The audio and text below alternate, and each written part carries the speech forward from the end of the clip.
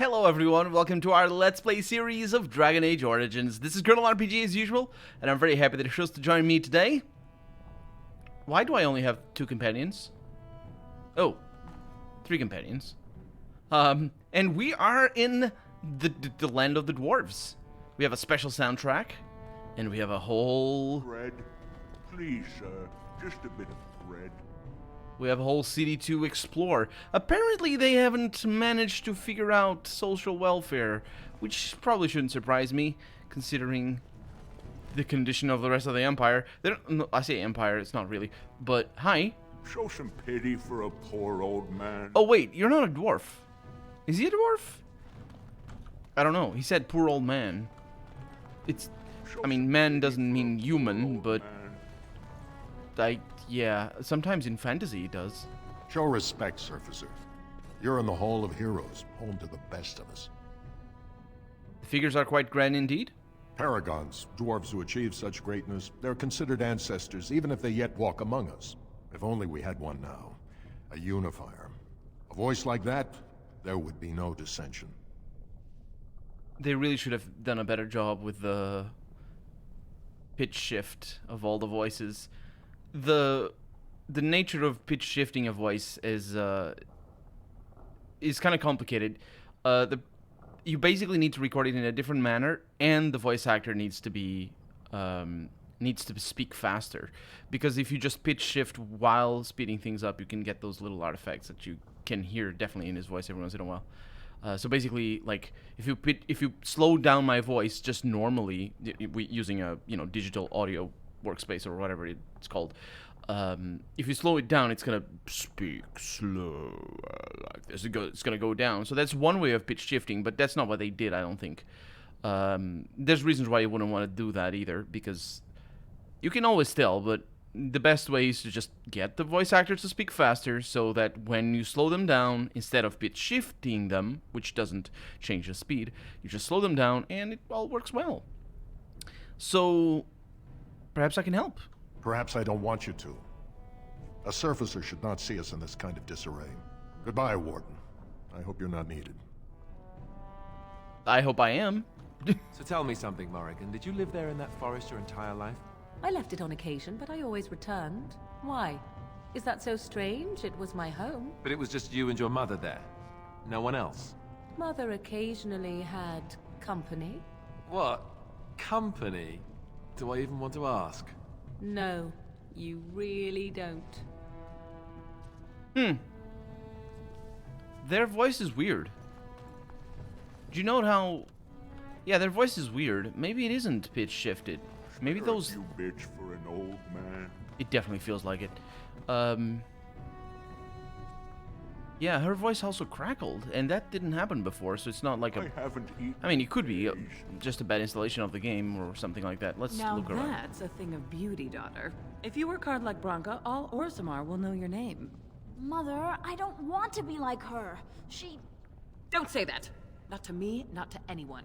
Now get back to the forge. I want to see more details. Yes, Mother. Can I talk to them? Need to pause the game. I cannot talk to them. These are dwarves, too, I think. Yeah, they're very short. I mean... not necessarily short for a human, although I am pretty short. But, anyway. The Paragons. We have learned about the Paragons.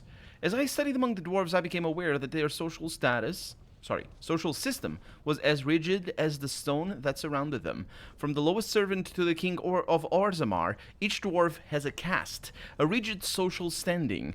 That's not what defines castes. Castes can be volatile, or rather, not volatile, but they can be fluid. I mean, depends on the society, evidently, but there are societies that have rigid castes, others that don't. These ones are clearly rigid, which dictates, the castes do, what the dwarf may do, or how they may do it. What fascinated me then was that the dwarves, stubborn and proud as they may be, because apparently that's just in their genes, have built in a way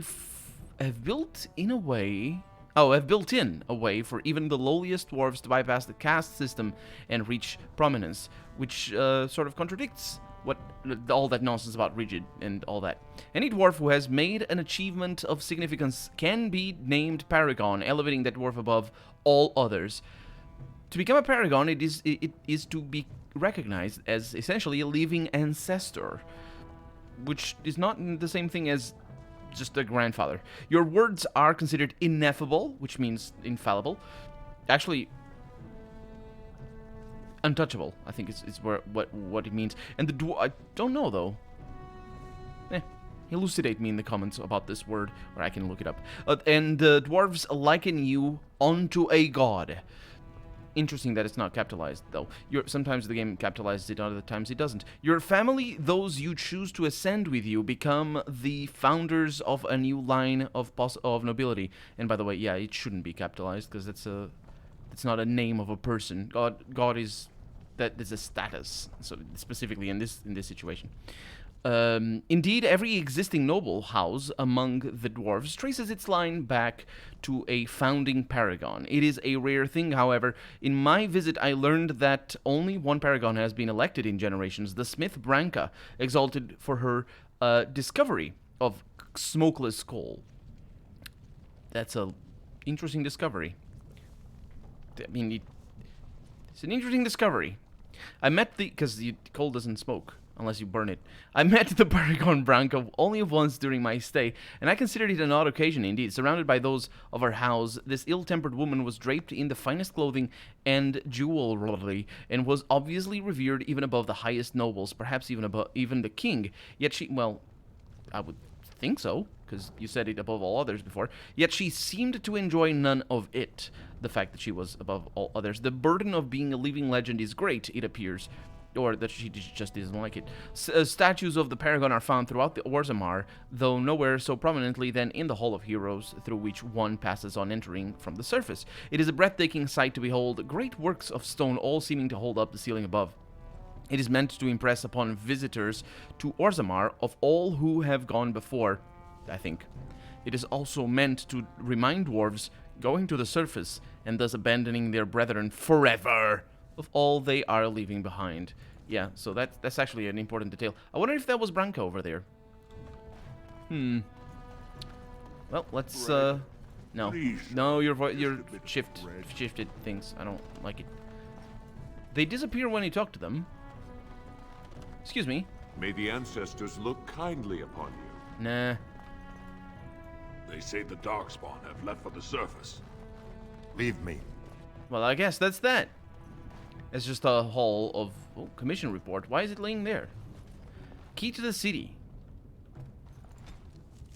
While their concerns have merit, the Assembly has made itself clear. Space within the Thaig is at a premium, but the intended function of the hall merits the additional resources committed. The statues of the Paragons must be the core of the Hall of Heroes. There is no other placement that so benefits Dwarven interests. It is the first glimpse the hall must also serve a second purpose. As a last sight, yeah, we read that before. And actually that would be I probably should have read that particular entrance before I read the other one, because it would make more sense. Now we're talking. Look at that thing back there.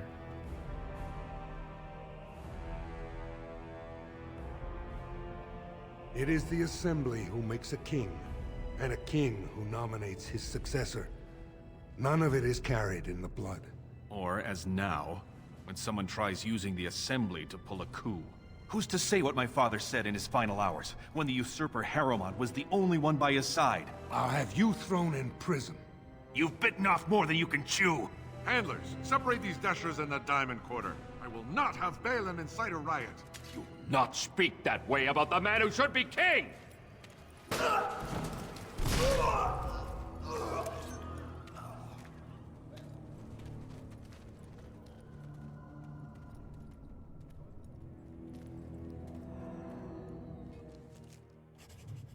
Well, I won't have fighting in the Commons, especially in front of outsiders. yeah, because the impression I'm being left with is that extrajudicial killings here are not so much of a problem. What did I get? Watchguard of the Reaching. That's a different thing. So that's quest related. So I don't need it. Controls. Definitely don't need these. What are they doing here? Why don't I have all of them? I wonder. Maybe it's for a specific... I don't know. I don't know. In characters, we have a bunch of characters. Sophia Dryden. It's for Elden's Light and her most... No. These could be some of them. Yeah, that's probably what happened. I gained an extra character. And look at that. I'm only missing one character. Or culture and history. Could be anything. That soddy fool, I'll have him in the Legion. Yes, you will, I suppose. This is quite something. Vieta, Surfacer. I'm bid to let you walk the commons, but keep your place. Warden or not, I want order. Keep my place? What, do I just leave my backpack behind on top of the place? Or what does that mean? Know your place? Could be. Know your place is probably the best explanation. The Blight is coming and I need Orzammar's assistance. That's basically how that works. Surface problems. Well, we have no king to hear you. You can join the shouting at the assembly in the Diamond Quarter if you want. Bunch of Desher lords bickering over sand. Balin, Harrowmont. Is one so different? No paragons here. It sounds like Balin and Harrowmont are the ones to talk to. They've caged themselves for fear of each other. As you've seen, keeping order down among us working people is dodgy. No place for a proper lord. Balin speaks through his second, Vartag Gavorn, in the assembly. Lord Harrowmont speaks through Dulin Ferender from his estate. You mentioned paragons? Surfacers appoint no paragons? Truly, you're lost in all that sky. They are the best of us, declared living ancestors. If you must be our warden, at least know us. Go to the Shaper of Memories in the Shaperate, the true bright spot in the Diamond Quarter. Can a city function like this? And I just point at things around me disdainfully. See, that's why I don't want you surfacers seeing our worst. You'll think that's all we are. The market is thin, but busy, and the tavern never closes. Bad blood is usually kept to the proving. Should toss Balin and Harrowmont in there. Sort this all out in a hurry. You know, for a person who doesn't know that surfacers don't appoint paragons, you sound extremely knowledgeable about the nature of a day-night cycle in the surface. The taverns never close. What do you mean by that? Why would they close? Tell me. Tell me why they would close. What about this proving thing? Personal battles for honor and ancestor. I don't expect a surfacer to understand. If you must be our warden, at least know us. Go to the Shaper of Memories in the Shaperate, the true bright spot in the Diamond Quarter. You said it before. I should get going. Yes, you should. Also, you should check into whatever is going on with your voice. I can hear some clinking, of all things. I wonder if that's an artifact or something. I need to speak to Prince Balin's second-in-command. And I need to speak to Dulin Ferender about the taverns. And try to figure out why they would close. A floor carving on the layout of the city. The dwarves are lauded for their craftsmanship, and the city of Orzammar is one of their finest works. Orzammar lies at the heart of the Frostback Mountains. The topmost tier of Orzammar is home to the noble caste. The lower tier is commons, where the merchant caste holds sway. On one side of the fiery river are the ruins of old dwarven palaces. And I guess that's that. Good stuff. We'll explore, and we don't need directions. Did you see that? I cannot believe what this city has come to. This would never have happened when Endrin was alive. What happened? Oh, right. She means the city. You mean the people in the city, I suppose. Yeah. This Balin, is that King Endrin's son? Aye. What a terrible burden for a father to have only Balin left of 3 fine sons. In the end, Endrin himself recognized that Balin cared for nothing but power. It was Endrin who ordered his son away from his deathbed and embraced Lord Harrowmont as his heir. Oh, that I would like to ask how she knows about this, but I think we're just taking that at face value and believing it. What do you know about this Lord Harrowmont? Lord Harrowmont should be our king. He was King Endrin's closest advisor, the only one he could trust. Endrin himself, ancestors welcome him, asked the assembly to endorse Harrowmont. Yeah, people are at each other's throats. The city is torn apart. King Endrin is dead, and the Assembly can't decide who takes the throne. Lord Harrowmont or that monster Balin. Why do you hate him so much? Everybody knows he killed his brother Trian and let his father's favorite son take the blame. And many question whether Endrin died abed, as we were told, or whether Balin helped him along. This sounds very fishy. The fact that I couldn't ask her about how she knew the things before, and I certainly can't ask her how she knows the things now, but more, even if I could, she says everybody knows, which clearly isn't true. If everybody knew that, well, it could be true. Everybody knowing somebody is innocent and still, I assume, executing them for what would be the murdering a sibling? Fratricide? Either way, that would complicate things considerably if they knowingly condemned an innocent heir to the throne, I guess? No, not necessarily heir to the throne, but... Is Harrowmont qualified to rule? He is a good man and a skilled general. King Endrin trusted him with his life, and I will do no less. Who are you? I am Narav Helmi, third daughter of the second matron of House Helmi. And you, stranger? What brings you to Orzammar at such a time? Oh yeah, I'm Baelor, a Grey Warden, and I'm here seeking aid. A Grey Warden? That explains why they allowed you past the gates. What kind of aid do you mean? Well, I have a treaty compelling Orzammar to aid against the Blight. A blight? Now? But our warriors are killing each other in the streets. Yeah. I'm sorry, stranger. I fear there will be no aid for you in Orzammar. Oh, you don't know. If you seek Lord Harrowmont's support, I suggest you talk with his trusted advisor, Dulin Ferender. He might be able to get you an audience. Yeah, I have that quest already. Bye! Oh, she didn't even... Did she disappear? Oh my god. She exited stage left, I guess, as they often do. Orzammar welcomes the Grey Warden. It is a super weird thing that they did with this game. I don't know if the second and the third game do the same thing. That characters exit the screen before the screen changes, because it's a jump cut. The jump from a dialogue. Look at this. Look, before we go any further, I want to say something. I appreciate that you brought me to see my sister, and that you were there to talk me down after we left. You're a true friend. I just wanted to tell you that.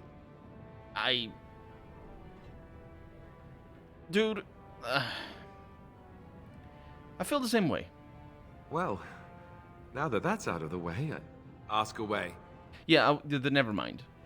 So basically, you see that jump cut, you just skip. But some dialogues don't do that. Some dialogues actually have them exit the screen. Well, I guess that's that. Alistair, do you have any surprise dialogues? Ask away. Of course. What's on your mind? I'm just checking on you. On everyone around here. Yes. Yeah. That is a key required. Awful, awful. Hey, hi. Is it true the Darkspawn are attacking the surface? It is. I mean... You could not have come to Orzammar at a worse time. Oh yeah, I'm good at that sort of stuff. The great paragon Branka will never return. The ancestors a real elf. taken her from this world. That sounds so weird. It's like a halfway a pickup line, halfway just a racial. What's the smear? It's not a racial smear. What is just shouting at me for the race that I am of. I knew I should have stuck to common nugs. Now I've gone and lost them too. I'll never find them the way they skitter. No way I'm going back to that supplier in Dust Town. Guess I'm shutting it down. Well, if I see any nugs, I'll send them your way. Good on you, stranger. Only need one to turn this around. Only one. A lost nug. Well, I would like to know what that is. I thought it was mugs. It sounds like it. Nug Wrangler Bear has lost his nug inventory. Find one of them and get him back on his feet. What the heck is a nug?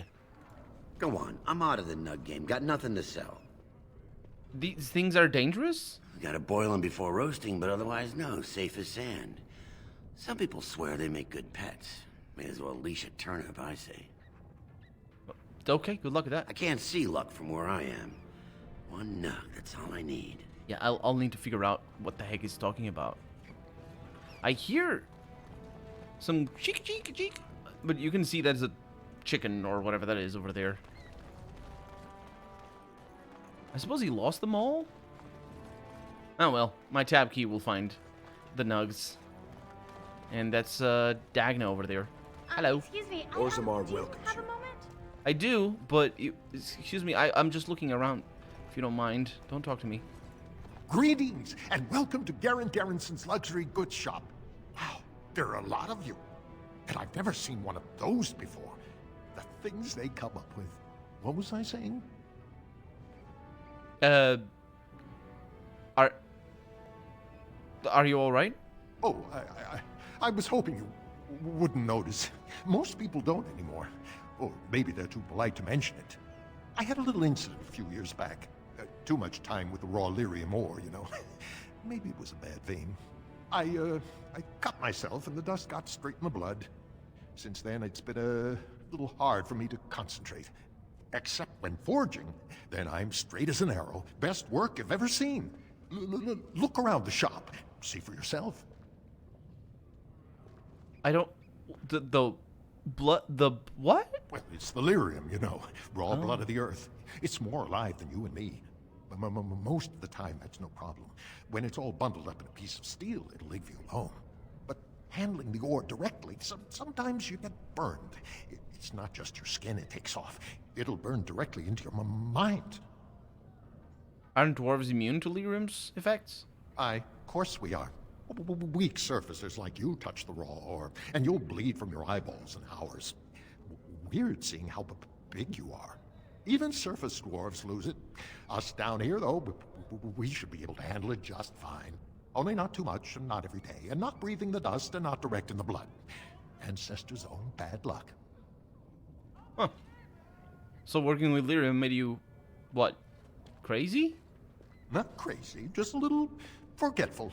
Don't worry, I'm fine when I work. Just look at my wares.